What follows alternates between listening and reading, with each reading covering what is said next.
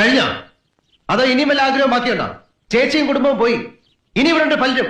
എല്ലാരും തമ്മിലടിപ്പിച്ച് ഈ കുടുംബത്തിന്റെ സ്വസ്ഥത പൂർണ്ണമായി നശിപ്പിച്ച നിനക്ക് സമാനാവോ? നിന്നെപ്പറ്റി എല്ലാം അറിയാമെന്ന് ഞാൻ അഹങ്കരിച്ചിരുന്നു.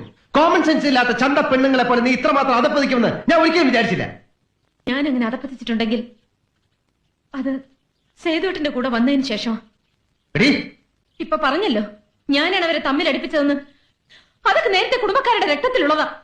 അക്കൂട്ടത്തിൽ നിങ്ങൾക്കെങ്കിലും കുറച്ച് വ്യത്യാസം ഉണ്ടാവും ഞാൻ തെറ്റിദ്ധരിച്ചു. ഇവിടെ ആർക്കും അറിയില്ല സ്നേഹം എന്ന വാക്കിന്റെ അർത്ഥം പോലും. സ്നേഹം തോന്നുന്ന രീതിയിൽ ഇങ്ങോട്ട് പെരുമാറാൻ പഠിക്കണം. എല്ലാരും അത് പഠിക്കണം. നീ ഉദ്ദേശിക്കുന്ന സ്നേഹം എന്താ? നേരം വെളുക്കുമ്പോ തൊട്ട് രാത്രി വരെ നിന്നെ കെട്ടിപ്പിടിച്ചോണ്ട് ആ കട്ടിൽ കിടക്കുന്നോ? അതോ നീ പറയുന്ന പമ്പര വിട്ടിത്തരങ്ങളൊക്കെ കേട്ട് ആസ്വദിച്ച് ഒരു മണ്ടനെ പോലെ പൊട്ടിച്ചിരിക്കുന്നോ? കല്യാണം കഴിച്ചുകൊണ്ട് മാത്രം സ്നേഹം ഉണ്ടാവില്ല. നീ പറയുന്ന എനിക്കും ഞാൻ പറയുന്ന നിനക്കും മനസ്സിലാവണം. പരസ്പരം അംഗീകരിക്കാനുള്ള ഒരു വലിയ മനസ്സ് വേണം.